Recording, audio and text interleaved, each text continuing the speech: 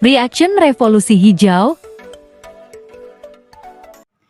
Dalam teori revolusi hijau juga terdapat teori ketergantungan.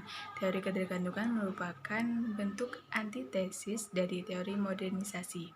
Modernisasi berasumsi bahwa jika negara dunia ketiga ingin maju, maka mereka harus mengikuti negara-negara Eropa Barat dan Amerika Serikat yang notabene adalah negara maju.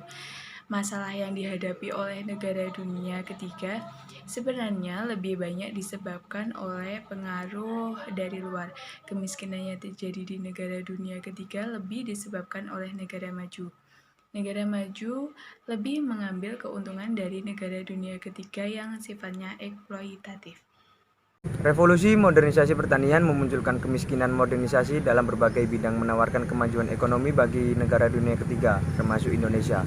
Modernisasi di Indonesia berorientasi pada pembangunan ekonomi, khususnya di pedesaan. Salah satu bentuk modernisasi dalam bidang pertanian adalah revolusi hijau yang dikembangkan oleh Yayasan Ford dan Rockefeller. Revolusi hijau menjadi terobosan baru untuk dunia pertanian di seluruh dunia. Revolusi hijau menjadi jawaban bagi negara berkembang dalam menghadapi masalah pangan. Revolusi hijau membawa perubahan secara fundamental dalam dunia pertanian. Pemakaian teknologi dalam pertanian menjadi ciri-ciri revolusi hijau, misalnya dengan memakai benih unggul, pupuk kimia, pestisida, anti hama, dan sistem pengairan yang baik. Tujuan tersebut adalah untuk meningkatkan ketahanan pangan yang menyejahterakan masyarakat petani. Di Indonesia sendiri, program Revolusi Hijau dikenal dengan program bimbingan massal. Dalam materi video tersebut, saya simpulkan bahwa revolusi hijau adalah cikal bakal teknologi pertanian yang mengubah dari teknologi tradisional menjadi teknologi modern untuk meningkatkan produktivitas hasil pangan para penduduk. Di Indonesia memiliki hasil pertanian dan perkebunan, misalnya kopi, teh, padi, kedelai, dan lain-lain. Proses revolusi hijau dalam negara berkembang dimulai atau diawali dengan menanam gandum di negara Meksiko pada tahun 1950 dan di Filipina pada tahun 1960. Sosok Bapak Revolusi Hijau adalah Norman Ernest Borlaug, seorang agronomis. Baik, dari hasil video tersebut kita dapat mengambil kesimpulan bahwa revolusi hijau adalah suatu bentuk proses untuk meningkatkan produktivitas hasil pangan dengan tujuannya yaitu untuk mengubah teknologi tradisional menjadi ke teknologi yang lebih modern lagi. Dengan catatan kedepannya kita juga bisa menghasilkan hasil yang jauh lebih optimal. Nah, hal yang paling mendasar pada cara revolusi hijau ini yaitu dengan cara penelitian dan juga percobaan. Di sini saya akan menjelaskan satu cara, yaitu dengan cara kita menciptakan bibit unggul. Bibit unggul itu nantinya juga akan berpengaruh besar dampaknya pada hasil perkebunan petani-petani di luar sana. Nah, gagasan awal pada revolusi hijau yaitu adanya penelitian yang dilakukan oleh Thomas Robert Malthus yang mengatakan faktor kemiskinan terbesar yaitu karena adanya ketidakseimbangan antara masyarakat dengan hasil pangan. Menurut saya, video tersebut kurang menjelaskan tentang sejarah revolusi hijau mulai muncul. Karena dalam video tersebut tidak mengatakan bahwa revolusi hijau ini muncul dengan dimulai oleh seorang pakar agronomi yaitu Norman Borlaug yang berhasil menciptakan varietas baru benih gandum pada tahun 1940-an. Lalu membudidayakannya di Meksiko. Bukan hanya itu, ia juga mempromosikan penggunaan pupuk kimia dan sistem irigasi modern. Di mana hal inilah yang menjadi cikal bakal adanya revolusi hijau di dunia, yang mana revolusi hijau ini juga diterapkan di Indonesia pada masa Orde Baru yang ditandai dengan tercapainya kondisi swasembada pangan pada tahun 1984.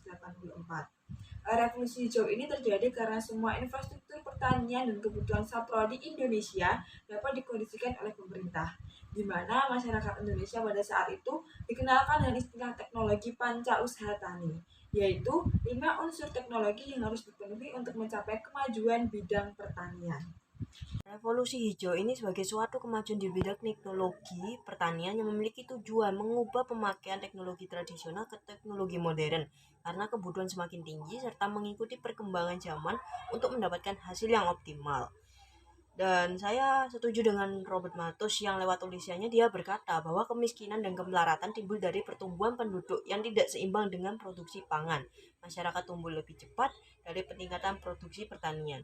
Menurut saya, kesejahteraan masyarakat terciptanya karena adanya kemakmuran dari sektor pangannya.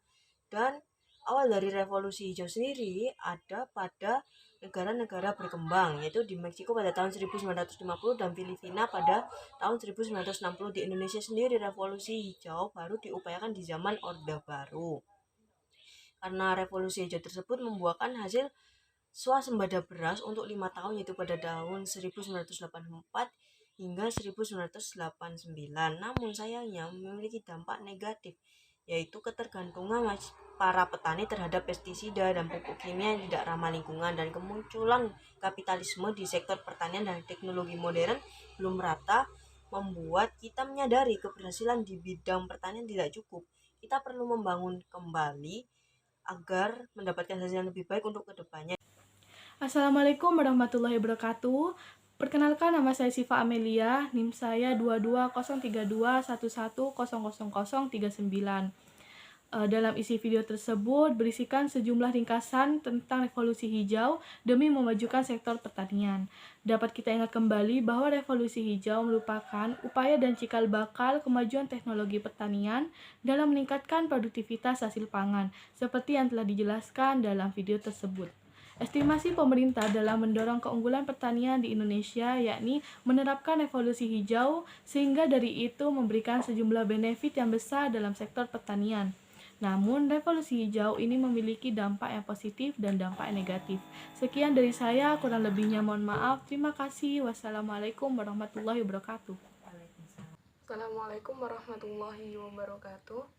Saya di sini akan menyimpulkan video tersebut bahwa revolusi hijau merupakan upaya peningkatan produksi pertanian di seluruh dunia dengan menggantikan teknologi pertanian tradisional ke teknologi pertanian modern. Revolusi hijau ini berfokus pada penemuan varietas bibit unggul, biji-bijian seperti gandum, padi, dan jagung.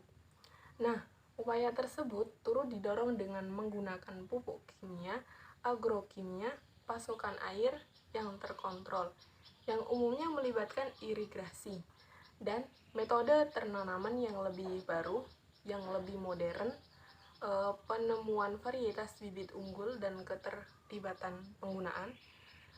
Produk-produk teknologi modern ini merupakan salah satu paket yang harus dilakukan dalam revolusi hijau ini. Revolusi hijau digagas oleh Thomas Robert Malthus. Beliau mengatakan bahwa kemiskinan timbul dari pertumbuhan penduduk yang tidak seimbang dengan pertumbuhan dari produksi pangan. Proses revolusi hijau di negara-negara berkembang diawali dengan penanaman gandum di Meksiko pada tahun 1950 dan di Filipina tahun 1960. Adapun bapak revolusi hijau yaitu Norman Ernest Borlaug. Beliau berjasa dalam meningkatkan produktivitas pangan dan menumpas kelaparan di dunia.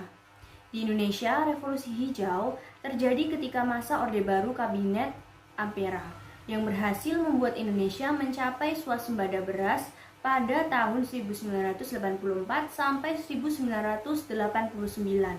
Sistem revolusi hijau di Indonesia menerapkan 4 hal, yaitu sistem irigasi, pupuk yang optimal, penggunaan pestisida berdasarkan tingkat serangan hama, dan penggunaan bahan tanaman yang berkualitas. Cara pemerintah untuk mendorong program ini adalah dengan panca usaha tani, ekstensifikasi pertanian, diversifikasi pertanian, rehabilitasi pertanian. Dampak positif dari program ini adalah adanya kesejahteraan petani yang meningkat. Kemudian ekonomi pedesaan juga meningkat dan ketahanan pangan pun meningkat. Sedangkan dampak negatif dari program ini adalah petani bergantung pada pestisida dan pupuk kimia. Kemudian muncullah kapitalisme. Terima kasih.